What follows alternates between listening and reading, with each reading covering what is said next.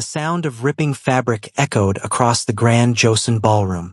Nadia stumbled backward, 7 months pregnant, as Soo-jin, her husband's ex-fiancé, tore at her midnight blue Valentino dress with violent force. "You need to leave. Now!" Soo-jin hissed, her hands aggressive, pushing, pulling. The crowd gasped. Security moved.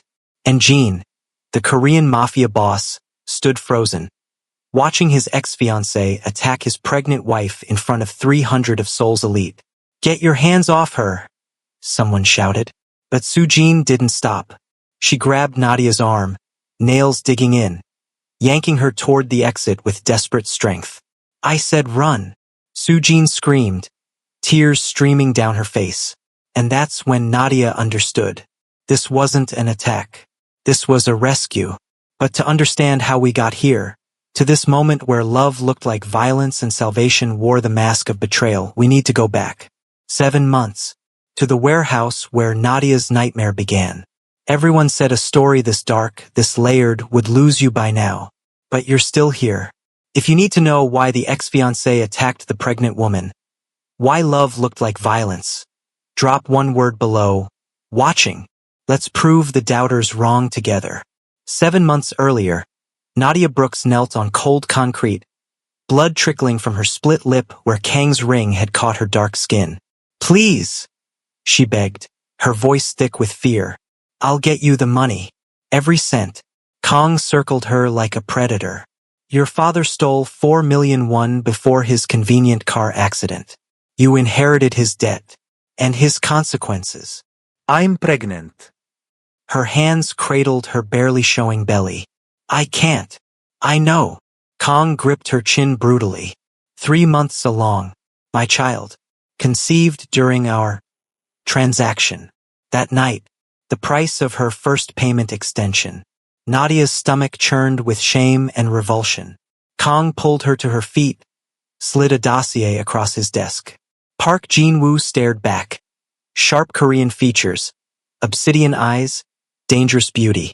"Seoul's most untouchable crime lord," Kang said.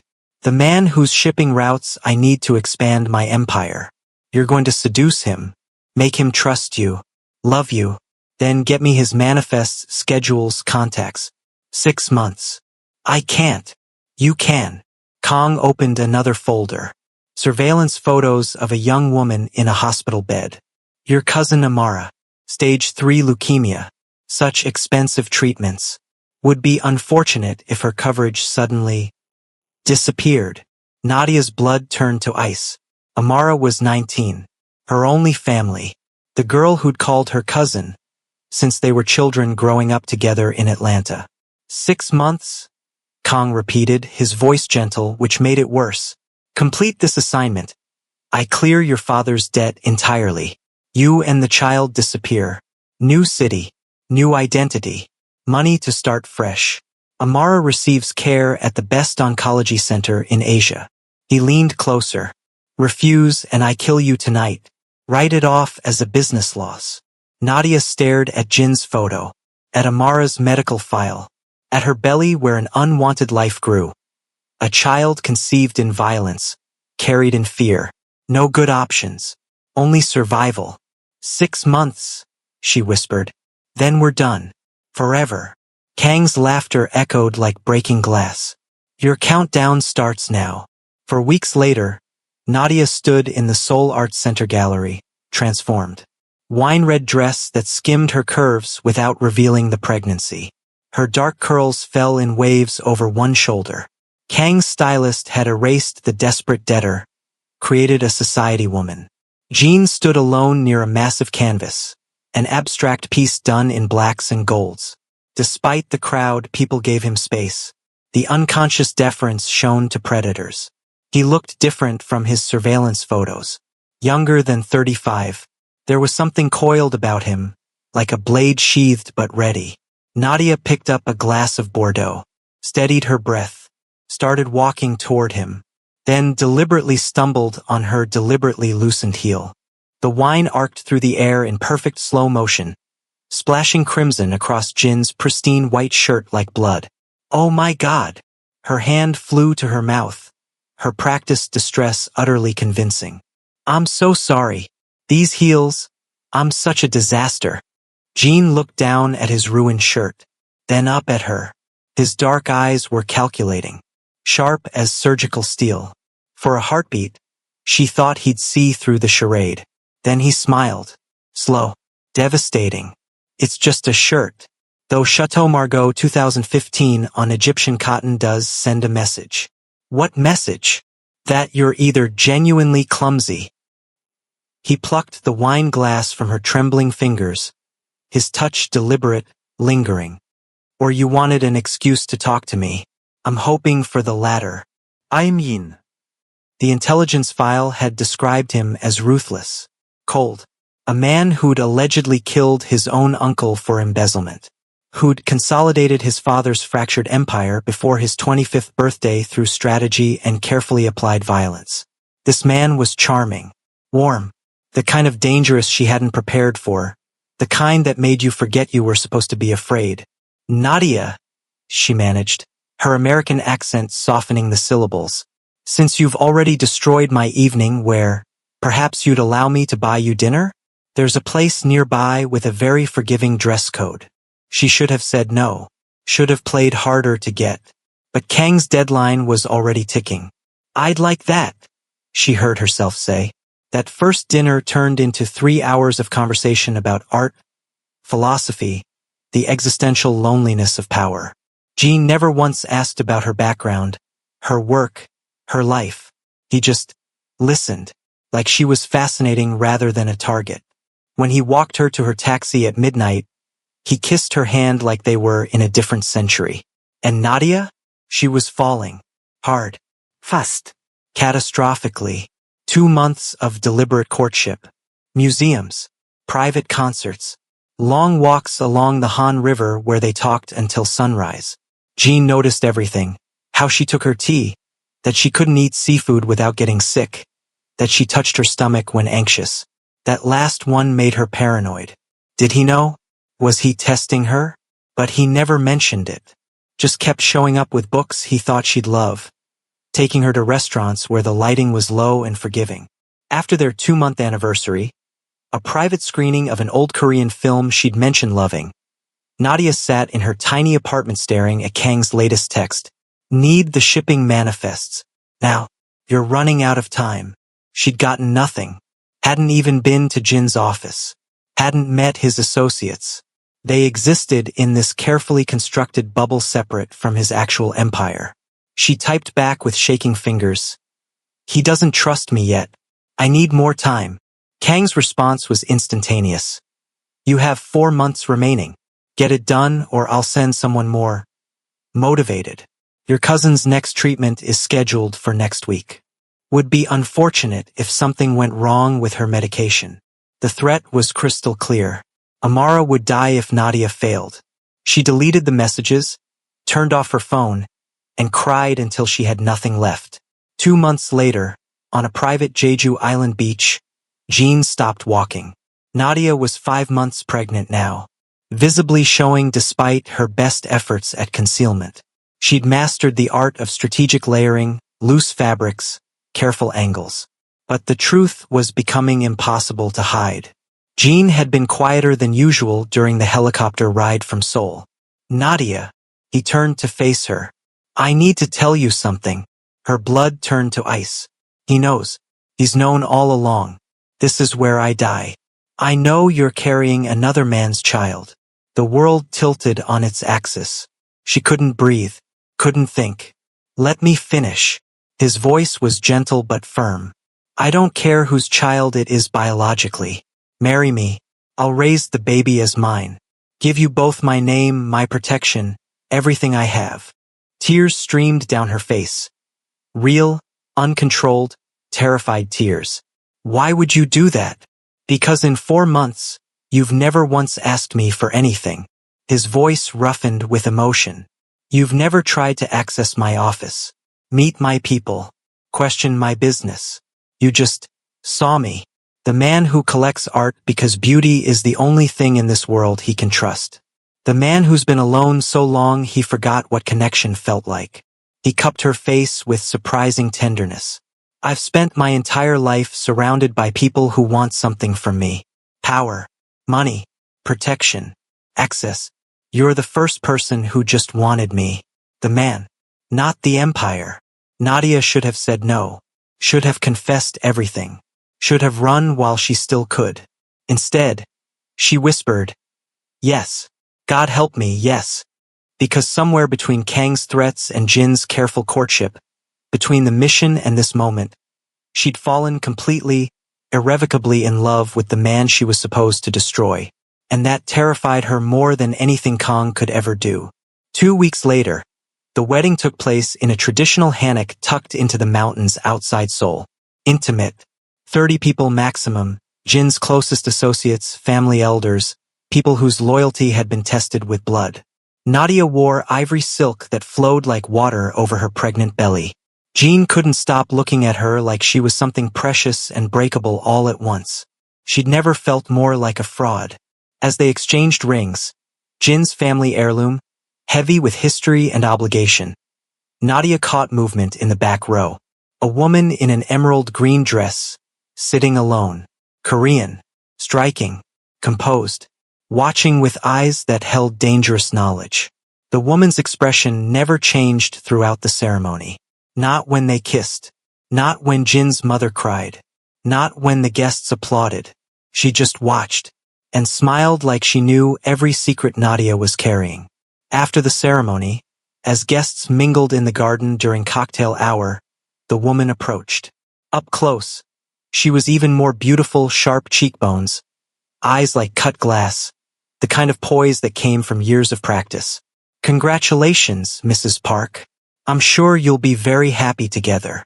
Her voice was honey laced with arsenic. Thank you, Nadia managed, searching for an escape route.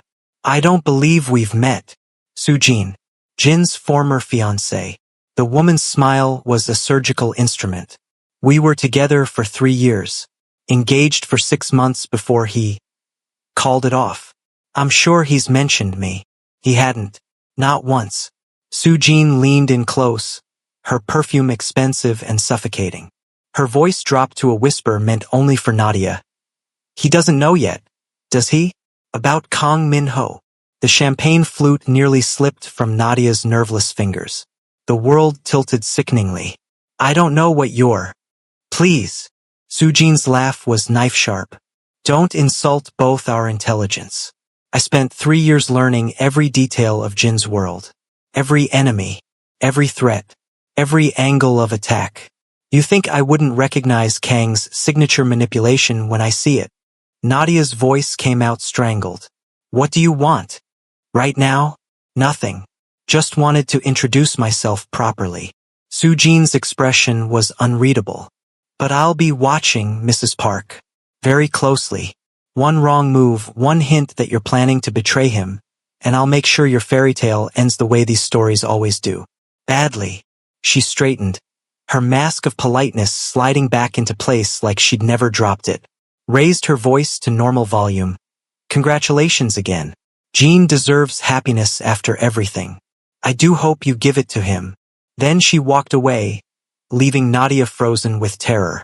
That night, after the reception ended and guests departed, Nadia found an envelope slipped under her hotel room door. Inside, a single photograph. Her. Leaving Kang's warehouse 7 months ago, face bruised, hand on her barely showing belly, and a note in elegant handwriting. I know what you are, what you're here to do. I'll give you one chance to walk away. Take it or face the consequences. S.J. Nadia burned the note in the bathroom sink, watching the paper curl and blacken. She should have felt threatened, terrified. Instead, she felt something worse. Understood. Sujin wasn't her enemy. She was a woman who'd loved Jin and lost him, who was now watching another woman lie to the man she still cared for. Nadia pressed her hand against her belly, feeling the baby kick. I'm sorry, she whispered to no one. I'm so sorry. But sorry didn't change the situation, didn't give her options she didn't have. She was still trapped, still lying, still falling deeper into a love that would destroy them all. 3 months of marriage. Jean was an extraordinary husband. Attentive without being smothering. Protective without being controlling. He talked to her belly every night, hands gentle on her skin, telling their daughter, they'd found out at the ultrasound, about the world she'd be born into. He went to every prenatal appointment, hired the best doctors, built a nursery painted in soft lavenders and grays, with hand-painted stars on the ceiling, made Nadia fall more in love with him every single day. And every day, Kang's messages became more vicious. Your cousin's treatment hit complications. Doctors are concerned. Funny how that happens when bills go unpaid. 2 months left. The baby comes soon. Will your daughter be born into your debt? I own you, Nadia. Stop pretending you have choices. She'd made the mistake of mentioning Amara to Jean in passing, her cousin fighting cancer. Jean had quietly arranged for the best treatment. Didn't tell Nadia. She only found out when Amara called crying with gratitude. One night, Jean found her sobbing in the nursery at 2 a.m., phone clutched in her hand. What's wrong? He knelt beside her chair, genuine concern etched in every line of his face. I'm terrified, she admitted, the first true thing she'd said in months. What if I'm a terrible mother? What if I can't protect her? You're already fighting for her. Jean pulled her close. That's what good mothers do. They fight, even when they're scared, even when the odds are impossible. They fight anyway. The next morning, Nadia made her decision. She'd tell Jean everything, confess it all, face his anger, his betrayal, whatever came after. But when she woke, Jean was already gone. An emergency meeting. His phone, the secure one he never left behind, sat charging on his nightstand. It buzzed. A message from his personal doctor. Paternity test scheduled for next week per your request. Confidential results will be delivered directly to you as discussed. Nadia's world shattered into 1,000 irreparable pieces. He'd known, had been planning this, was probably having her investigated right now by people who wouldn't stop until they found every secret, every lie, every thread that led back to Kong. She was still staring at the phone in numb shock when hers buzzed. Unknown number. But she knew that number. Had memorized it from the wedding note. Sujin. Coffee shop on Namsanaro. 30 minutes. Come alone.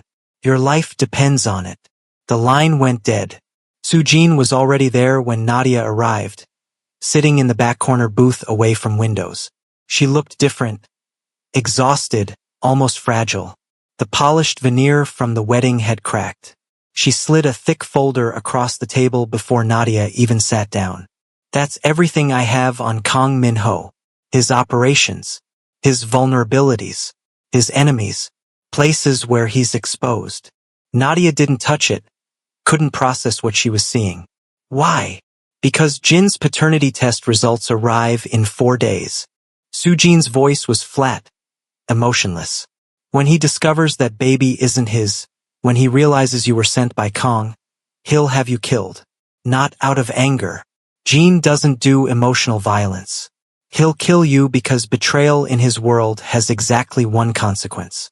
Always has. Always will. You want me to run. I want you to survive. Sujin's composure cracked for just a moment. I loved Jin for 3 years. He was kind to me, respectful. We had a good partnership. I thought that was enough. That love would come with time. She laughed bitterly. Then I saw him with you at that gallery. The way he looked at you in the first 5 minutes? He never looked at me like that in 3 years. Not once. And I understood. I was never what he wanted. Just convenient, safe, the appropriate choice for a Korean crime lord. Sujin, I don't apologize. It makes this harder. Sujin pushed the folder closer. I know what Jin does to traitors. I was there when he found out his cousin was embezzling. I helped dispose of the body, comforted the widow at the funeral 3 days later. Watched Jin give the eulogy without a flicker of guilt. Her hands trembled around her coffee cup. He's not cruel, but he's absolute. Betrayal means death. No exceptions. No merci. Not even for the woman carrying his child. especially not when he finds out it's not his child at all. I've been delaying the test results, Sujin continued, her voice steadying. Bribing lab technicians, intercepting shipments, rerouting paperwork. But I'm out of time, out of favors, out of moves. She pulled out a second envelope. False passport, Taiwanese citizenship under a different name. Bank account with enough money to disappear properly. There's a charity gala tomorrow night. Jin's hosting at the Grand Joseon. Major event. Security will be focused on external threats, VIP protection, the usual. Here's what's going to happen. Sujin's eyes were hard, determined. You're going to attend that gala like nothing's wrong. Smile. Play the perfect wife. And when Jin makes his speech, because he always makes a speech, I'm going to attack you. Nadia's blood ran cold. What? I'm going to physically attack you in front of everyone. Grab you. Make a scene. Create chaos. Sujin's voice was steady. In that chaos you run. There's a car waiting in the East Service entrance. Driver named Chen. He'll take you to Incheon Airport. Private charter to Taipei. You disappear. Why would you? Because if I just tell you to run, you won't. You love him too much. You'll convince yourself you can explain. That he'll understand. Sujin's eyes glistened. But I know Jin. There's no explaining betrayal. There's only punishment. She leaned forward. So I'm going to force your hand. I'm going to attack you so violently, so publicly, that you'll have no choice but to run. Jin will be focused on me. Security will be trying to restrain me. And you'll have maybe 90 seconds to get out. Nadia touched her belly. 7 months now. The baby's kick stronger every day. And if I don't run, if I stay, then you're a fool. But I suppose I already knew that. Understanding filled Sujin's eyes. You actually love him. Really, truly love him. Not the mission. Not the survival. Him. Does that matter? It matters to me. Sujin's voice cracked. Because if you didn't love him, if this was just a job, I could let you die without guilt. But you do love him. And he loves you. And I can't watch that burn because of Kang's manipulation. If you're still with me, still holding your breath wondering how this ends, hit subscribe. Because stories like this, stories about impossible choices and love that costs everything, they deserve to be heard. Don't let this be the last one you find. Jin ended our engagement 3 weeks before the wedding, Sujin said quietly, staring into her coffee. No warning. No explanation. Just, this isn't working. Sent me a very generous settlement. Asked me to keep it private. She looked up, eyes red. I spent 2 years trying to understand what I'd done wrong. Replayed every conversation, every moment. Tried to figure out where I'd failed to be enough. Then I saw him with you. Saw the way he touched you like you were precious. Laughed at your jokes like they were the first funny things he'd ever heard. Looked at you like you were air and he was drowning. Her voice dropped to a whisper. And I understood. I hadn't done anything wrong. I just wasn't you. Wasn't whoever it was he'd been waiting for his whole life. Sometimes love isn't about worthiness. It's about chemistry, timing, things we can't control. I'm sorry. Don't. Sujin stood abruptly. Tomorrow night, I'll attack you during Jin's speech. You run. You disappear. You give that baby a chance at life. What about you? Jin will think you've lost your mind. He'll think I'm a jealous ex who couldn't handle being replaced. Let him. She smiled sadly. At least this way you survive. Your daughter survives. And I finally get to do something that matters more than my own broken heart.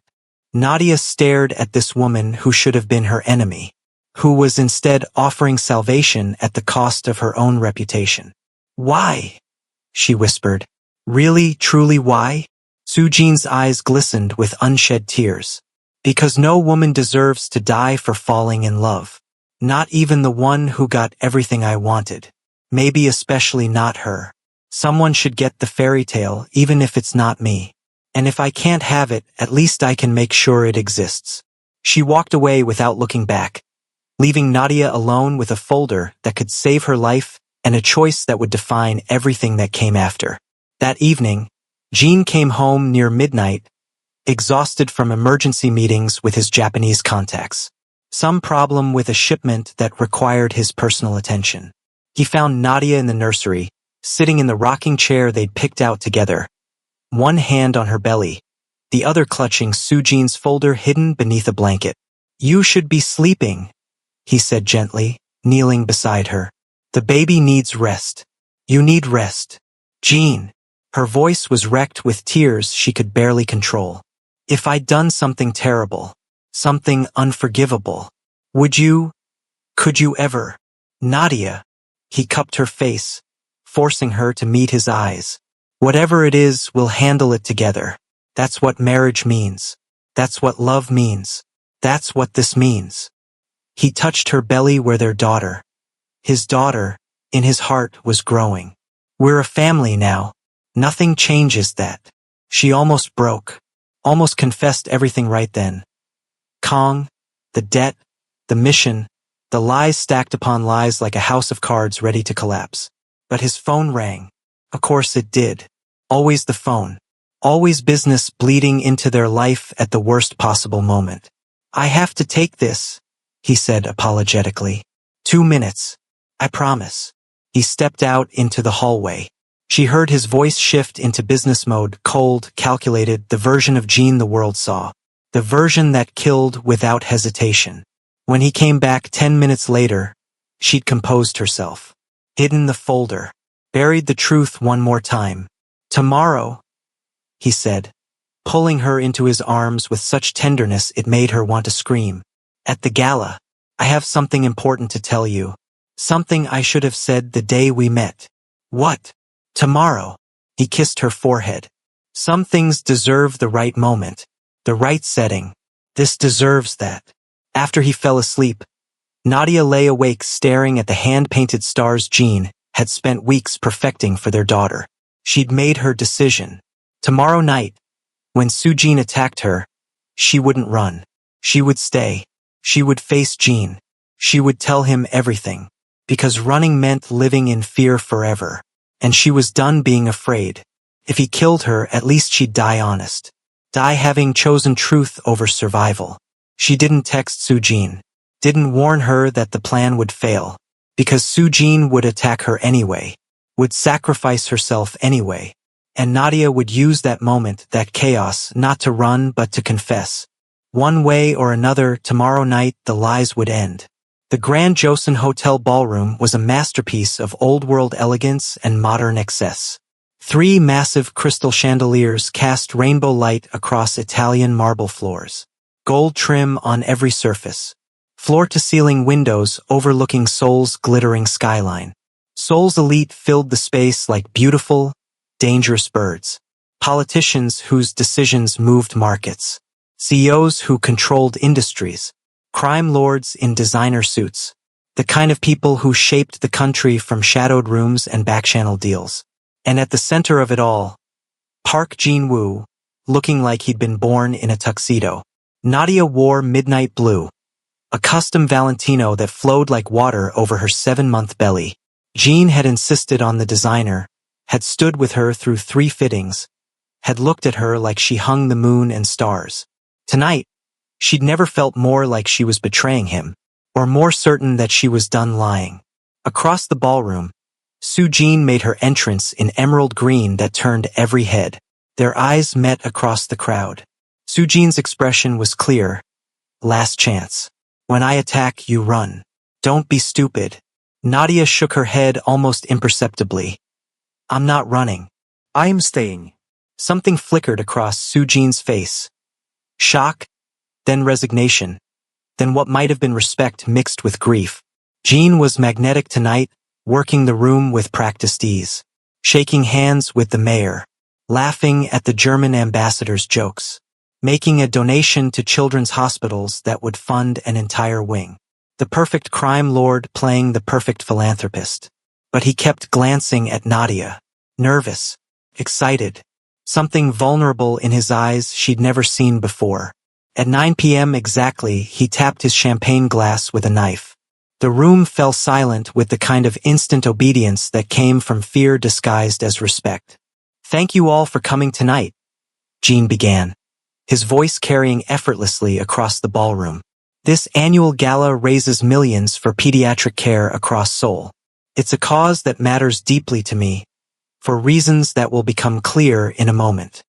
He looked directly at Nadia, and his expression softened in a way that made her heart break. But tonight isn't just about charity. Tonight is about the future, about family, about the things that matter more than empires and legacies. He gestured for her to join him at the center of the ballroom. As Nadia walked toward him, past politicians and criminals in $1,000 suits, past Jin's mother who watched with cautious approval, she felt Soo-jin moving through the crowd, positioning herself, getting ready to attack. Don't do this, Nadia thought desperately. I'm not going to run. You're going to sacrifice yourself for nothing. But Soo-jin's expression was resolute, determined, the expression of someone who'd already made peace with terrible choices. 6 months ago, Jean continued, his eyes never leaving Nadia's face, I met a woman who changed my entire world. Nadia came into my life when I'd given up on finding something real. When I'd accepted that my world, this world, doesn't allow for genuine connection.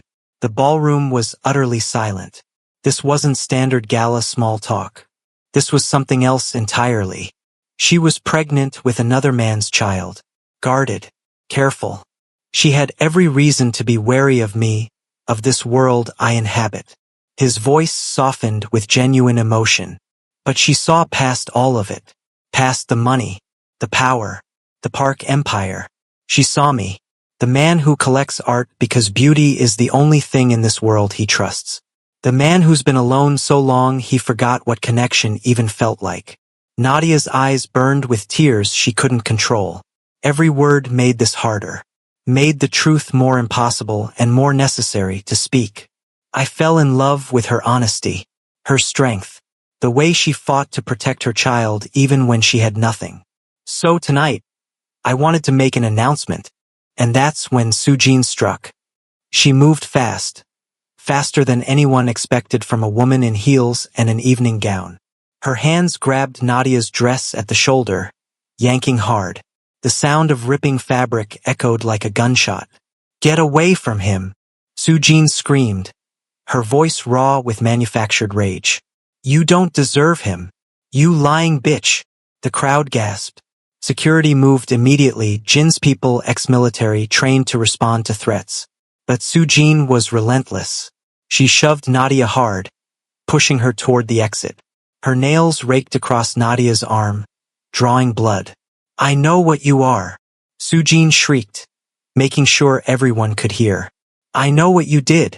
You need to leave now before he finds out. She grabbed Nadia's hair, yanking her head back, whispered urgently, the car is waiting. East Service entrance. Run, you fool. Run. Then louder, for the crowd. You're going to destroy him, just like you destroyed everyone else. Security grabbed Soo-jin, trying to pull her away, but she fought like a woman possessed, clawing, scratching, screaming, creating chaos, creating the perfect opportunity for Nadia to escape. Jin's face had gone blank, that terrifying emptiness that came before violence. His hand moved toward his jacket, where the gun lived. Soo-jin, what the hell? He started. But Soo-jin wasn't done. She broke free from one security guard, lunged at Nadia again, grabbed the front of her dress and tore. The fabric ripped from shoulder to waist, exposing Nadia's pregnant belly, her bra, making her vulnerable and exposed in front of 300 people. Look at her, Soo-jin screamed, tears streaming down her face. Real tears now, not manufactured. Look what she's hiding. Look what she's been hiding from you this whole time. And in that moment, Nadia made her choice. Not to run, to stay. She grabbed Soo-jin's hands, not to fight, but to stop her, to hold her still. Stop, Nadia said quietly, firmly. Please, just stop. The ballroom went silent. Even Soo-jin froze, staring at her in disbelief. I'm not running, Nadia said, loud enough for everyone to hear. She looked at Jean, whose expression was unreadable. Dangerous. I'm not running because she's right. I have been hiding something. And it's time you knew the truth. Nadia, don't, Sujin whispered desperately. Jean, Nadia continued, her voice steady despite the tears streaming down her face, despite her torn dress, despite 300 pairs of eyes watching her world end. Sujin attacked me because she knows. She's known for weeks. She was trying to save me by forcing me to run. But I'm not going to run. Not anymore. Jin's hand was on his gun now. Save you from what? Nadia took a breath that felt like drowning. 6 months ago, I didn't spill wine on you by accident. I was sent to seduce you, to get close to you, to steal your shipping manifests, your port schedules, your supplier contacts. The ballroom erupted in whispers. Jin's expression didn't change, didn't flicker. He just stared at her with those dark, dark eyes. Kong Minho sent me, she continued. This baby, your daughter, she's not yours biologically. She's his. I was already 3 months pregnant when I met you. I was supposed to destroy you from the inside, steal everything and disappear. Security was moving closer now. Jin's mother had stood up, her face pale with shock and rage. But I fell in love with you, Nadia said, her voice breaking. I fell in love with you and I couldn't do it. I haven't sent Kong anything in 4 months. I've been lying to him, stalling, refusing to betray you even though it meant risking everything. When? Jin's voice was pure ice. When were you planning to tell me this? I saw the message about the paternity test yesterday. I knew you'd find out. Sujin gave me a chance to run money, documents, an entire escape plan. But I'm done running. Done lying. Tears streamed down her face, but her voice stayed strong. If you're going to kill me, I'd rather face it honest. I'd rather die telling you the truth than spend my life looking over my shoulder, knowing I destroyed the only real thing I've ever had. She looked at Sujin, who was crying silently, still held by security. And she tried to save me. She attacked me to force me to run because she knew I wouldn't do it myself. Because she knew what you do to traitors.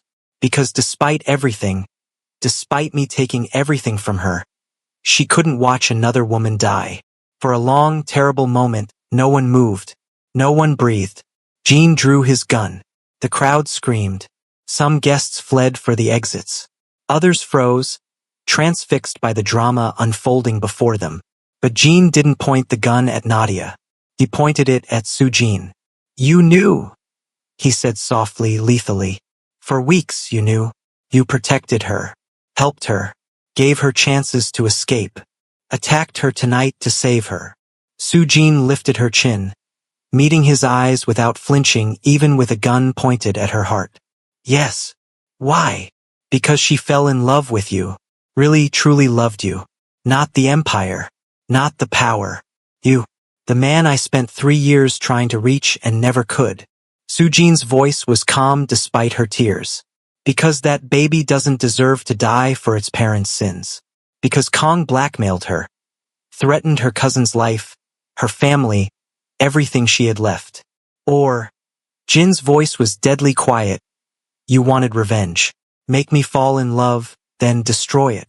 Finally get back at me for choosing her over you. If I wanted revenge, I would have told you when she was 8 months pregnant. Sujin's composure didn't waver. When you were too attached to the baby to walk away. When you'd already bought the nursery furniture. When the betrayal would cut deepest. I'm trying to save her life, Jean. Even though watching you love her has been killing me slowly for months. Why? The gun didn't waver. Why save the woman who took everything from you? Because you looked at her the way I always prayed you'd look at me. Sujin's voice finally broke. Because in 3 years together, you never once smiled at me like I was sunlight after years of darkness.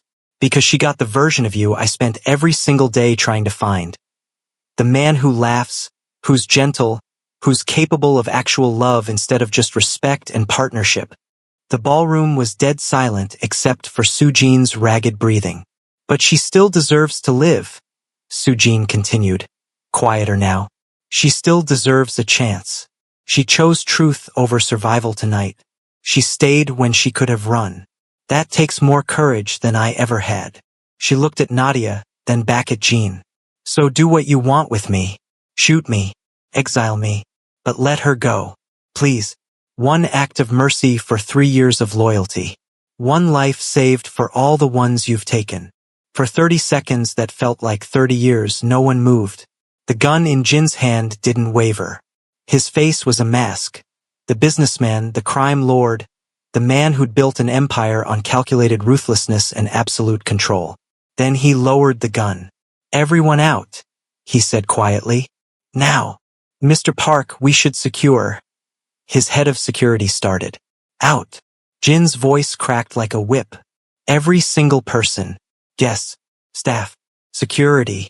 You have 30 seconds. Anyone still here after that gets a bullet. The ballroom evacuated in chaos. Guests fled. Staff disappeared. Even Jin's mother left, though her eyes promised Nadia a reckoning later. In under 2 minutes, only 3 people remained in the vast, glittering ballroom. Jean, Nadia, Sujin. Jean looked at Nadia, his expression unreadable. Does Kong know you stopped cooperating? No. He thinks I'm still working on it. Getting closer. Your cousin, the one with leukemia. Where is she? Seoul National University Hospital. Oncology Wing, Room 412. Her name is Amara. Jean pulled out his phone, made a call, his voice pure business. I need a full security detail at Seoul National, Oncology Wing, Room 412. Patient is Kwan Amara. No one in or out without my personal authorization. I don't care if they claim to be family. No one. He made another call. Transfer 200 million won to Seoul National Scholarship Fund. Full ride for Kwan Amara through medical school, all expenses, living stipend, research grants. Effective immediately. Make it anonymous. He pocketed his phone, looked at Nadia's shocked face. Your cousin will be safe, protected, educated. Kong won't touch her. Ever. Nadia's legs nearly gave out. Why? Because you chose to stay. Jin's voice was raw with emotion he wasn't bothering to hide. Sujin gave you multiple chances, money, documents, an entire escape plan. You could have disappeared completely. Started over somewhere Kong would never find you. But you stayed. Chose to face me knowing I'd probably kill you. That tells me something. He turned to Sujin, who was still being held loosely by security he'd forgotten to dismiss. Let her go. Security released her immediately. You could have destroyed me tonight, Jean said to Sujin. Exposed everything in front of everyone who matters. My enemies, my allies, the mayor, international contacts. My reputation would be in ruins. My enemies would have ammunition for years. Instead, you risked your life, your reputation, everything, to save the woman who replaced you. I told you why, Sujin said quietly. Because she loves you. Because I loved you enough to want you happy, even if it wasn't with me. Jin's expression softened fractionally. Then he said something that made both women freeze. I knew. Complete, utter silence. I knew from the very beginning, Jean continued, his voice quiet but carrying across the empty ballroom. You think I'd marry someone without investigating them thoroughly? I knew about Kong, about the baby, about the threats, about your cousin, about your father's debts. All of it. Nadia couldn't breathe. The torn dress hung off her shoulders. Blood from Sujin's nails trickled down her arm. Then why? Because you were different from everyone else Kong sent. Jean stepped closer to her, his face finally showing emotion. Pain, love, frustration, all tangled together. He sent 3 people before you. All tried to seduce me within days. All pushed hard for access to my operations. All failed because they were obvious. Professional. Just doing a job. He touched her face gently, carefully avoiding the scratches. But you tried to quit before you even met me. I had someone inside Kang's organization. They reported that you begged him to let you go. That you were terrified, pregnant, desperate. That you cried for hours after he threatened your cousin. And when we started dating, you never asked about my business. Never pushed for access. You just existed beside me. Like you were trying desperately not to be a spy. Like you actually wanted to know me, not use me. Like every moment with me was making you feel more guilty instead of more successful. The paternity test? Sujin asked, her voice hollow with shock. Was to legally protect the child. To establish that Kong has zero parental claim. Jin's smile was grim. I don't care about biology, Sujin. I never have. I've known from day one that baby wasn't mine genetically. I was always going to raise her as mine. Protect her. Love her. Make sure she never knew Kong existed. Her? Nadia whispered. It's a girl. The doctor told me 3 weeks ago. I was planning to surprise you tonight with a name I'd chosen. Hannah. It means flower. Resilience. Hope. Something beautiful growing from difficult soil. He looked at Sujin, and his expression was complicated. Gratitude. Regret. Something like respect. And you really thought I didn't know you were helping her. Sujin's eyes widened in shock and disbelief. I've had surveillance on you since the wedding, Jean continued. Not because I didn't trust you, because I wanted to make sure you were safe. Kong has a habit of targeting people I care about. I know about the bribes, the delayed test results, the escape car waiting outside right now, the safe house in Taipei, the contacts in Vancouver, Chen the driver who's probably wondering why Nadia never showed up. Then why let me? Because I wanted to see if you meant it. Jin's voice was honest. If you'd really sacrifice yourself for her. 3 years together, you were always loyal, competent, perfect, the ideal partner for a man in my position. But I never knew if you actually cared about me or just about the position, the security, the empire, the respectability of being Mrs. Park. He holstered his gun carefully. Tonight, you proved it. You threw yourself on a grenade to save someone you had every reason to hate. You attacked her in front of everyone, destroyed your own reputation, made yourself look insane. All to give her a chance at life. That's real. That's what I needed to see. That somewhere in our 3 years you actually cared. Nadia collapsed into a nearby chair, her pregnant body finally giving in to the strain. Her torn dress barely covered her. Blood from the scratches stained her skin. Sobs racked through her. Terror, relief, confusion all tangled together. I don't understand, she gasped. You knew everything.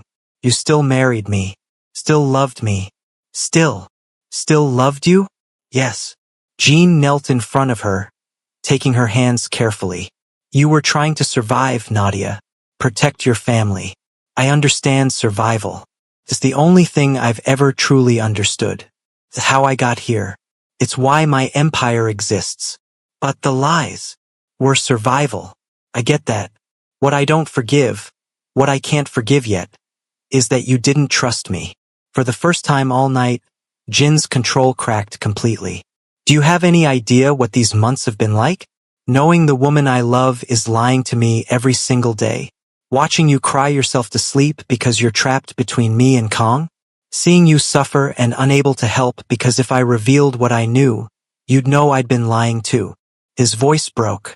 I wanted you to trust me enough to tell the truth on your own terms, to choose me over fear, to believe that I'd protect you.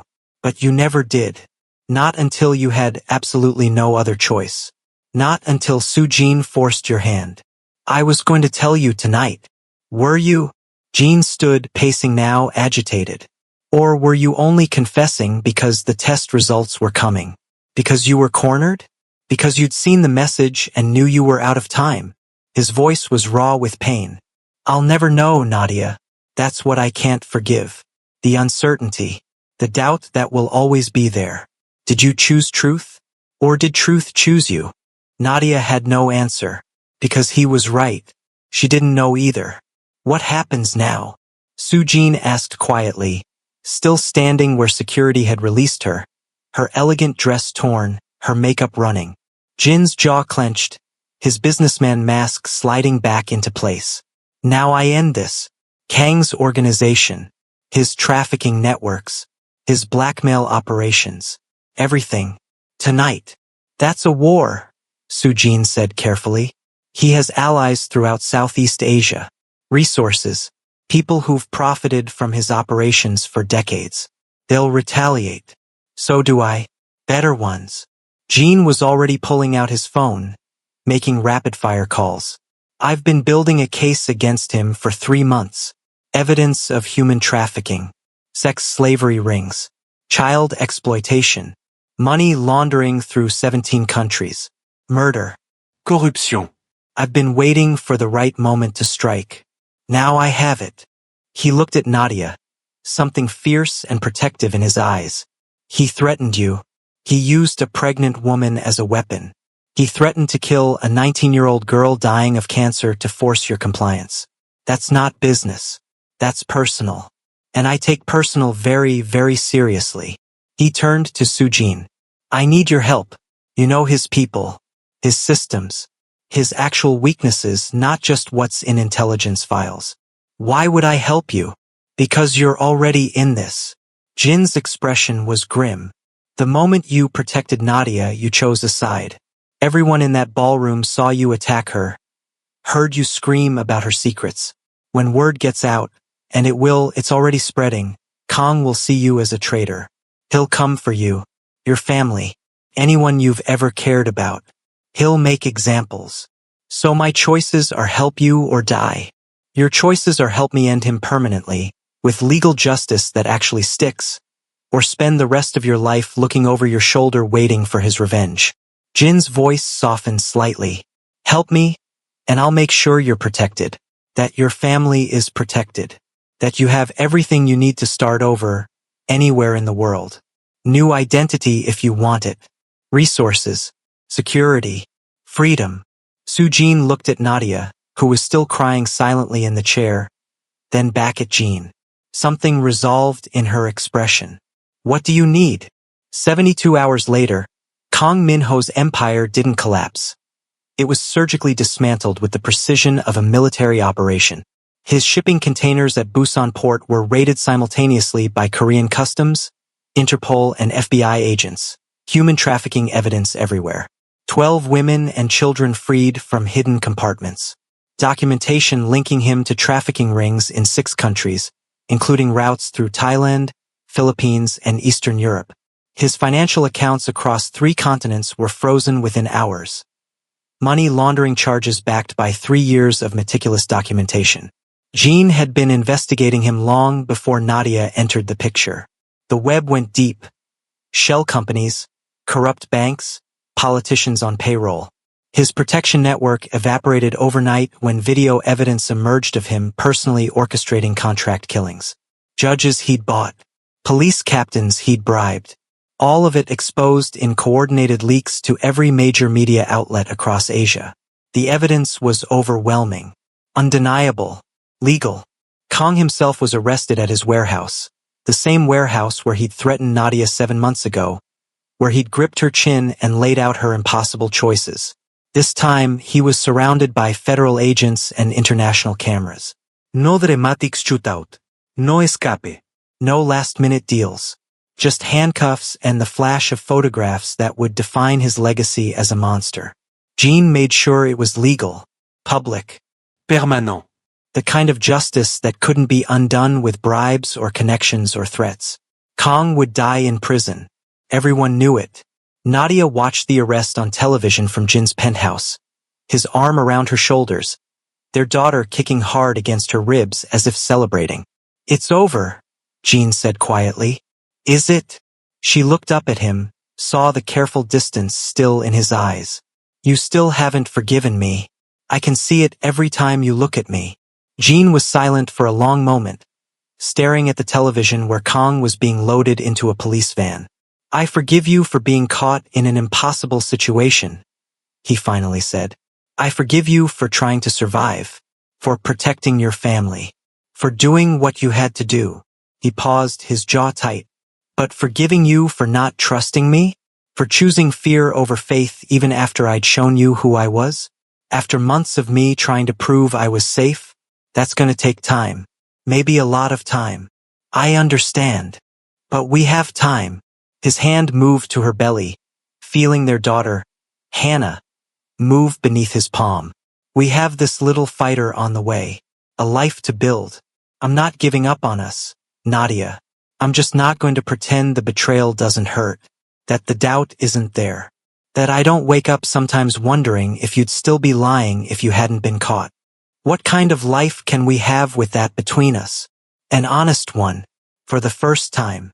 Jin's smile was sad but genuine. No more lies. No more secrets. No more wondering. Just the messy, complicated truth of two people who love each other trying to figure out if that's enough. Trying to build trust from scratch when it should have been there from the beginning. He pulled her closer. It won't be easy. There will be hard days. Days when I pull away. Days when you see me doubt. But I'm willing to try if you are. Because the alternative, a life without you, without Hannah, that's worse than the pain of rebuilding. The war against Kong hadn't been bloodless. 2 of Jin's lieutenants were dead, killed in retaliatory strikes in the chaotic hours before Kang's arrest. Several more wounded.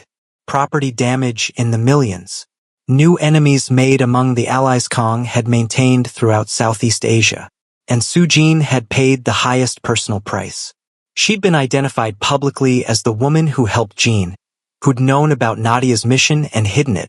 Kang's remaining allies, the ones who escaped arrest, marked her as a traitor. Death threats. Attempts on her life. Her family went into protective custody. Jin offered her everything.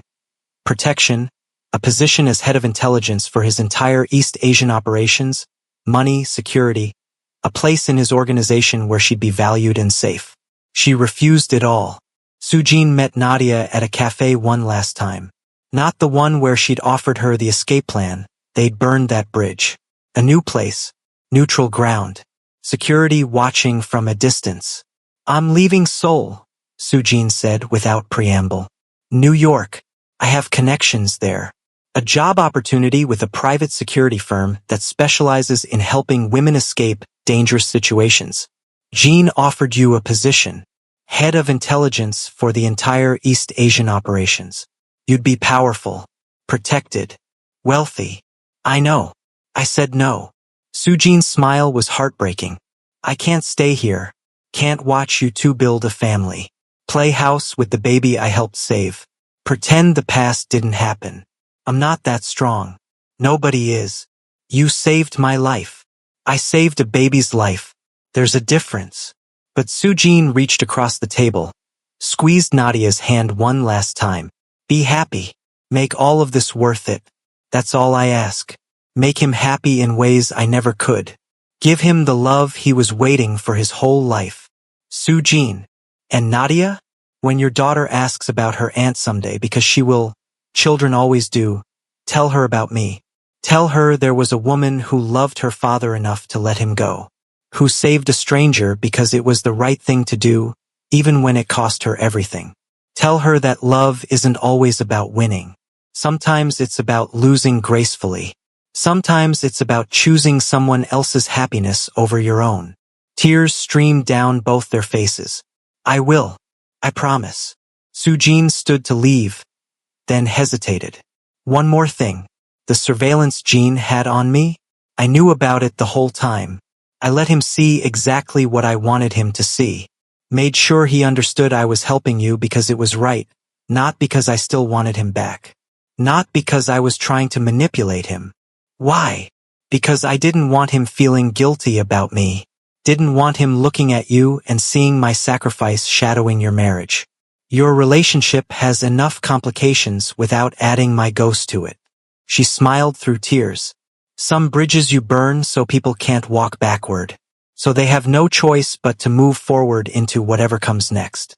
This is me burning the bridge. For all of us. She left without looking back, walking out of the cafe and out of their lives. Nadia watched her go, one hand on her belly where Hannah was kicking, and wondered if she'd ever be capable of that kind of selfless love. 5 months later, Hannah May Park was born on a Tuesday morning in September. 6 pounds, 9 ounces. Perfect tiny fingers that wrapped around Jin's thumb. A face that would someday break hearts. Skin a beautiful blend of her heritage. Dark curls. Eyes that would eventually settle into warm brown. Jean held her like she was made of spun glass and starlight. This child who wasn't his biologically but was his in every way that mattered. She has your eyes, he whispered, awed. She has your determination, Nadia said, exhausted and radiantly happy despite the 22-hour labor. Took forever to arrive. Stubborn from birth. They named her Hannah May Park. Flower. Beautiful. A new beginning growing from scorched earth and impossible choices. Jin's mother came to visit. A formidable woman who'd made her feelings about the situation brutally clear over the past months. But she held Hannah and cried. And when she left, she kissed Nadia's forehead with something that might have been forgiveness. Thank you, she whispered in Korean, for giving my son something to fight for besides power and revenge. For making him want to be better. Trust didn't rebuild overnight. It grew slowly, painfully, like bones knitting back together after a compound fracture. There were hard conversations with a therapist who specialized in trauma and betrayal. Sessions where they excavated their wounds in front of a patient professional who didn't judge, just guided. Moments when Jean pulled away emotionally and Nadia had to resist the urge to panic, to assume it was over. Times when Nadia woke screaming from nightmares about Kong, even though he was serving consecutive life sentences without possibility of parole in maximum security. But they worked at it, chose each other again and again, even when it was hard, especially when it was hard. For months after Hannah's birth, Jean came home with a small velvet box. What's this? Nadia asked, bouncing their daughter gently. Open it. Inside was a key and a property deed. The beach house, where I proposed on Jeju Island. Jin's voice was careful. I put it in your name, just yours. No matter what happens between us, if we make it or if we don't, you'll always have a place that's completely yours. Somewhere you can go. Somewhere you can take Hannah. Somewhere you'll never be trapped again. Nadia's vision blurred with tears. Jean, I never want you to feel trapped again. Not by circumstances. Not by debt. Not by me. Not by anyone or anything. He pulled her close, careful of the baby between them. You stayed when you could have run. Now I'm giving you the choice to run. Every single day. And hoping, praying that you'll choose to stay. Not because you have to. Because you want to. She kissed him through tears, tasting salt and hope. I choose to stay. Every day. Every moment. I choose this messy, complicated, beautiful life we're building together. I choose you. In New York, Soo-Jean opened her private security consulting firm in a small office in Manhattan. Her first client, a woman fleeing domestic violence, trapped by a powerful husband who thought he was untouchable. As Soo-Jean helped the woman create an exit strategy, false documents, hidden bank accounts, a network of safe houses across 3 states, she thought of Nadia and smiled sadly. Some loves you hold on to with everything you have. Some you let go because holding on would destroy everyone. Some you save even when it destroys you to do it. And sometimes that's enough. That act of letting go with grace and dignity. That choice to save someone even at terrible cost to yourself. That sacrifice that nobody will ever fully understand. Her phone buzzed. A photo from Nadia, Hannah sleeping in her crib, Jean reading in a chair beside her, the picture of domestic peace and second chances. 3 words underneath, thank you, for everything. Soo-Jean typed back quickly. Be happy. That's payment enough. That's all I ever wanted. Then she deleted Nadia's number. Deleted the photos. Deleted every trace of that chapter of her life. Some bridges you burn so you can't walk backward. So you have no choice but to build something new from the ashes of what was. A year after Hannah's birth, Nadia stood in the nursery watching Jean teach their daughter to crawl across the soft carpet. Come on, little flower, he coaxed gently, holding out his hands. You can do it. Just one more try. Just a little further.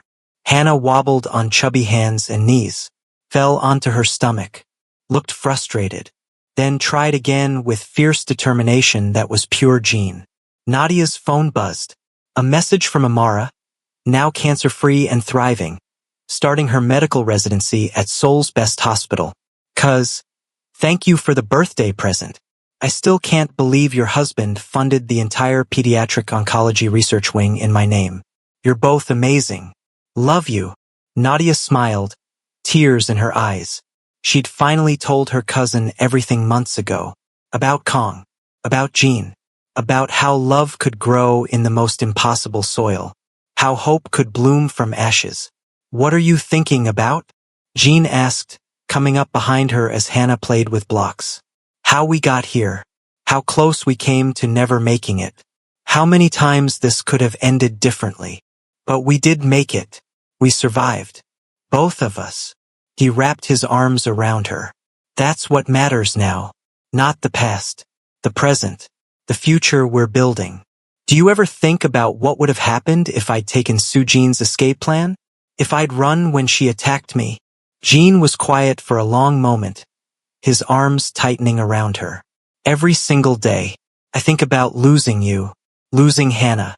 I think about how close I came to destroying the only thing that's ever made me feel human. The only thing that ever made me want to be better than what this world made me. Do you regret it? Choosing this life? This beautiful mess? Jean really considered, his arms a steady anchor around her. I regret the pain, the lies, the time we lost to fear and deception, the trust we have to rebuild brick by brick. But you, Hannah, this impossible family we've built from ashes and impossible choices and stubborn hope. He kissed her temple softly. Never, not for 1 second, because the alternative, a life without you, without her, without this, that's worse than any pain, any doubt, any work it takes to rebuild what was broken. That night, after Hannah was finally asleep in her crib, Jean and Nadia sat on their balcony overlooking Seoul's glittering skyline.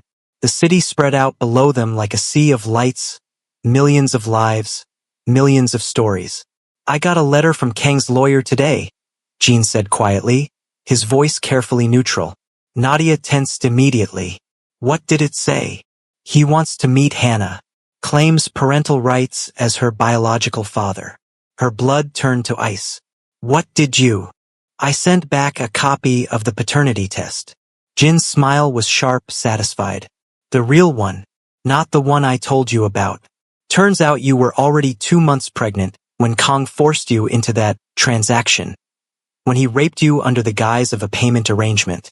Nadia's hand flew to her mouth. What? Your medical records from before you met Kong. I had them retrieved months ago before we even married. You'd been to a clinic in Atlanta, gotten confirmation of pregnancy. First trimester. Chose not to terminate, despite having no resources, no support. He took her hand gently. The child was never Kang's. She was yours. Just yours, from someone before all of this, before the debt, before the threats. Someone you never told me about because it didn't matter to the story, to the survival. Tears streamed down Nadia's face as the implications hit her. All this time, all the lies, all the fear, and Hannah had never been Kang's at all. Why didn't you tell me? Because you needed to decide to tell me the truth on your own terms. Not because you were cornered. Not because you ran out of options. Because you wanted to. Because you trusted me. Jean pulled her close. And you did. Finally. At the gala. You chose truth over survival. That's what mattered. That's what I needed to see. They sat in silence, watching the city lights blur through grateful tears. I'm sorry, Nadia whispered. For all of it. For not trusting you sooner. For no more apologies. Jin's voice was firm but gentle. We're past that now. We're building something new. Something honest. Something real. The messy, complicated truth of us. Somewhere in New York City, Soo-Jean stood at her office window, watching the Manhattan sunset paint the sky in shades of amber and blood. Her phone buzzed. A news alert. Park Jin-woo announces $100 million donation to women's shelters and trafficking prevention programs across Asia. Names initiative after ex-fiancée Soo-Jean Park. She smiled through sudden tears. Jean was changing, softening, becoming more than his father's legacy of violence and control. Because of Nadia. Because of love. Because someone had finally seen past the empire to the man underneath. The man who wanted to be better. Sujin raised her coffee cup to the skyline in a silent toast. To the woman who won. May she deserve it. May they both deserve every second of happiness. Then she turned away from the window and back to her work. Back to helping other women escape. Other women survive. Other women find their own impossible second chances. Some stories end with happily ever after. Some end with survival. This one ended with both. Messy. Complicated. Real. Built on ashes and impossible choices and the fierce determination to choose love even when it would be easier, safer, to walk away. Built on sacrifice from unexpected places. On grace in the face of betrayal. On hope growing from scorched earth. And sometimes, the greatest love stories aren't about perfect people making perfect choices. They're about broken people choosing each other anyway. Again and again. Until the cracks become part of the foundation. That was enough. That was everything.